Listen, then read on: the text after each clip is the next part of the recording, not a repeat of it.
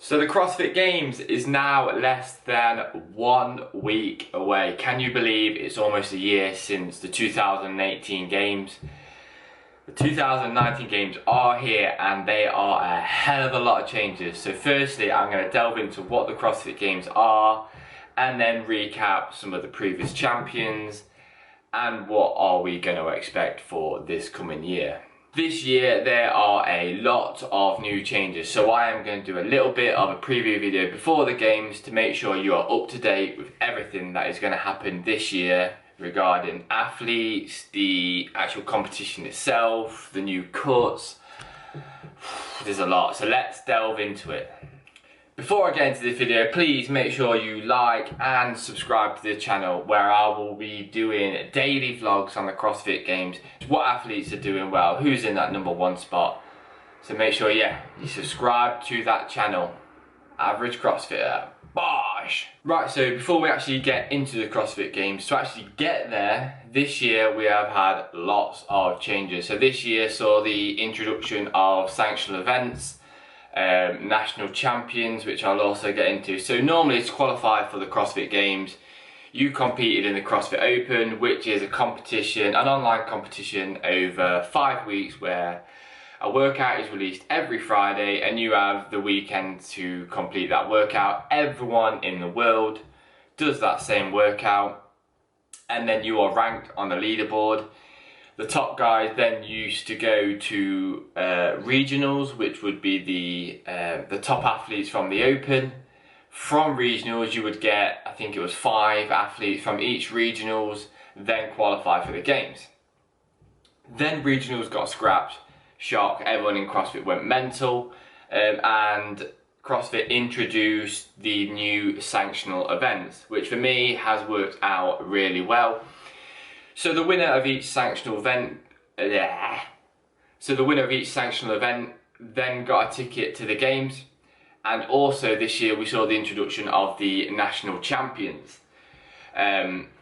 which I think hasn't quite been as successful as the sanctional event. So the fittest in each country also got an invite to the games, which sounds really cool.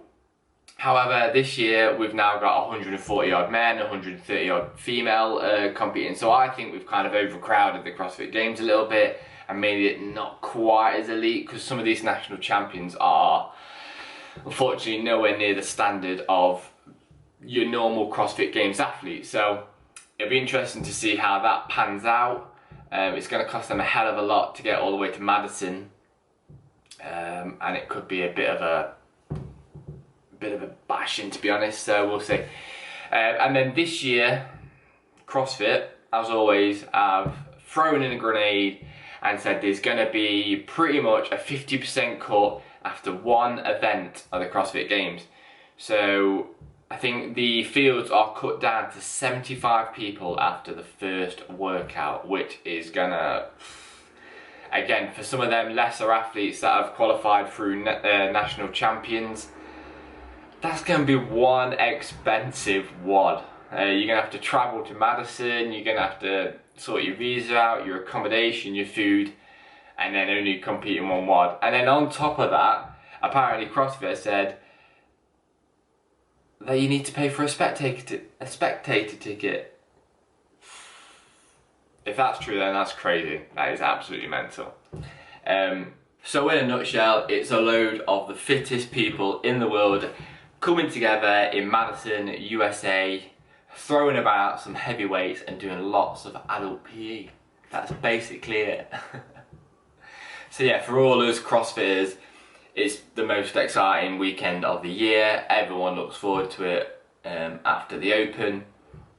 And I guess you could say it would have the fittest crowd at any type of event.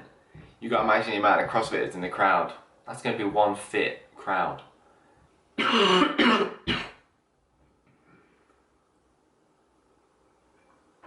I like the drastic change and I like the way they are cutting the field. After one event seems a little bit harsh, because obviously this year you've got all the national champions of countries that, with no disrespect, are not on the same level as your normal CrossFit Games athletes, so your Frasers, your Vellners, basically everyone that's normally been at the Games. So although it will be an amazing experience for these national champions to go and compete, they're clearly not going to get past one event. So you think, how much is it to enter the CrossFit Games? I think someone said it's like $1,500. You've got your accommodation, your travel, your food when you're out there. That's an expensive wad, a very expensive wad. Let's talk about some of the athletes. Who is going to be number one? Who is going to be the favourites? Any surprise athletes that are going to pop up on the scene? So this year is the first year that CrossFit have introduced the wildcard system. Now this caused a little bit of controversy earlier on in the year because CrossFit gave a wildcard entry to a non-CrossFit competitor. They gave a wildcard to Hunter McIntyre, who is an OCR racer, a very fit and a very good OCR racer.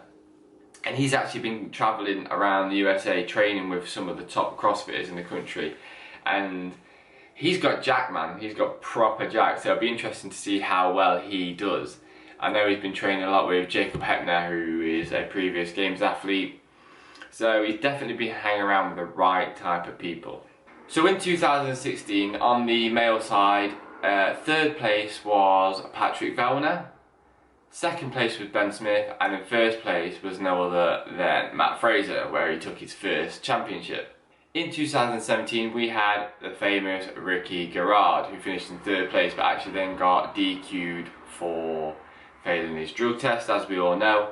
In second place was Brent Fikowski, and then in first place was Mr. Matt Fraser again. And then finally last year, third place on the male side was Lucas Holberg, which was a nice surprise to see a new face on the podium. Second place was Patrick Vellner, and first place was, yep, you've guessed it, Matt Fraser again.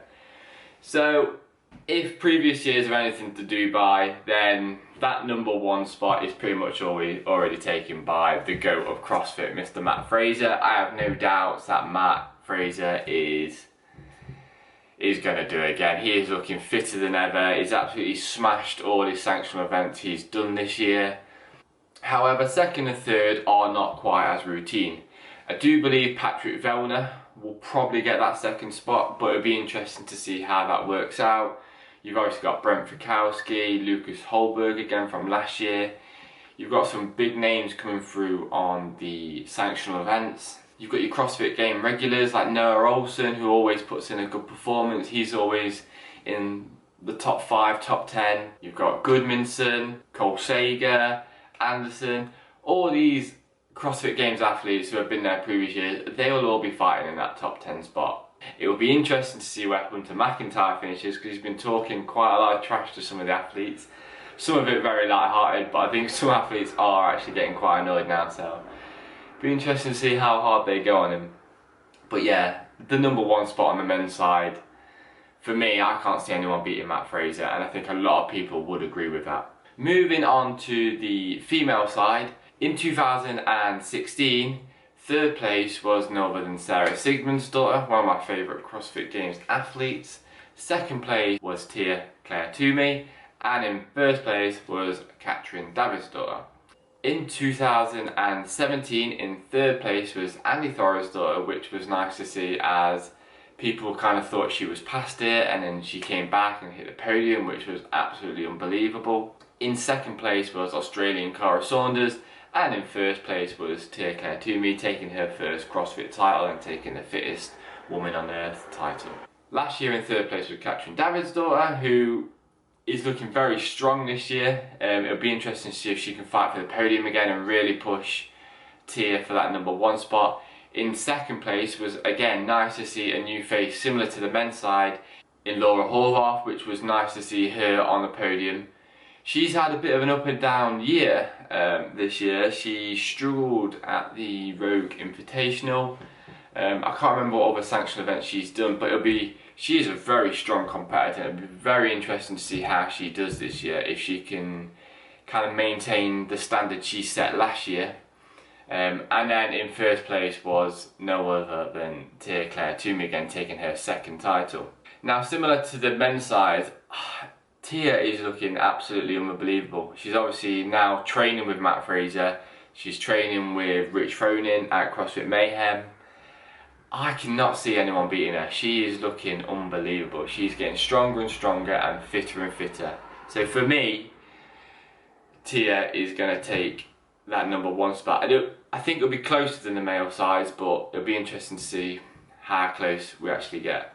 Now this is where it gets interesting. On the women's side, I think there are a lot more athletes competing for them podium spots on the female side. So it'll be very interesting to see who gets that first, second and third. Well, in my eyes, second and third. So you've got the David's daughter, you've got the Sigmund's daughter, who's looking unbelievable this year. She looked awesome at the Rogue Invitational. She looked great at Sid. So I think she will be making a comeback this year and looking solid. So you've got Sigmund's daughter, Catherine's daughter, you've got Annie, Thora's daughter as well, who you can never count out. So it'll be nice to see where she will be. Another strong year from the Icelandic women, I imagine. You've got Brooke Wells. Cora Saunders won't be here this year because she's had her baby. Christy Ramo. You've got all these kind of top female athletes that are going to be gunning for that podium. So I'm going to put myself out there and give my top 3 podium finishes for the male side and the female side. So on the male side, obviously #1 is going to be Matt Fraser. I can't see anyone knocking Matt off that top spot. #2, I think it's got to be Pat Vellner. I think he was so close to Matt at the Rogue Invitational. He's got better and better each year. If he can eliminate the mistakes he's and blunders he's had through previous years at the games, he's going to be right up there, and he's really going to narrow that points gap on Matt Fraser. I think it's going to be a bit too much of an ask to completely overshadow Matt and beat him, but I think Pat will give it a good go. And in 3rd place, Fikowski is looking good, but I can't see Fikowski getting that 3rd place. I think it's going to be someone who we've not seen on the podium before. I'm going to stick my neck on the line and say Gudmundsson. I reckon Gudmundsson might get that 3rd place spot. On the women's side, Tia Claire to me, #1. I think Sigmund's daughter is going to have a strong year. I think she's going to push Tia this year. I think she's going to get that 2nd spot. And hopefully, Catherine David's daughter will get that 3rd spot. Because I think she is very hard on herself after obviously previously winning the games and then not having as much success for the next couple of years. I think really got her down. So I think we'll see her right back up there competing for that podium spot. So that is my 3 top women. Another one who we shouldn't count out on the female side is none other than our own Samantha Briggs, the engine herself. She was obviously a bit injured last year and she ended up competing in the Masters category.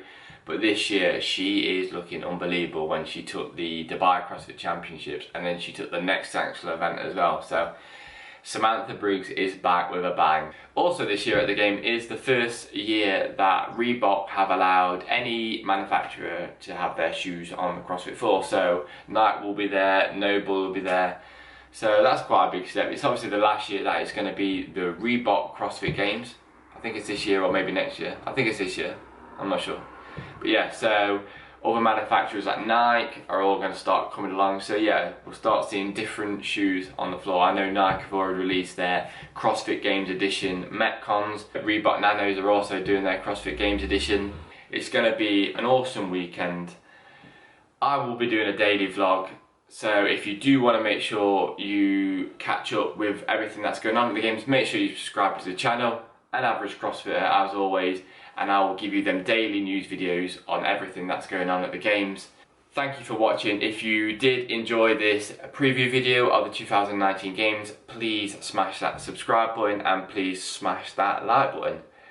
So yeah, all the way from the UK, I hope you enjoy the games and I will catch up with you in the next one.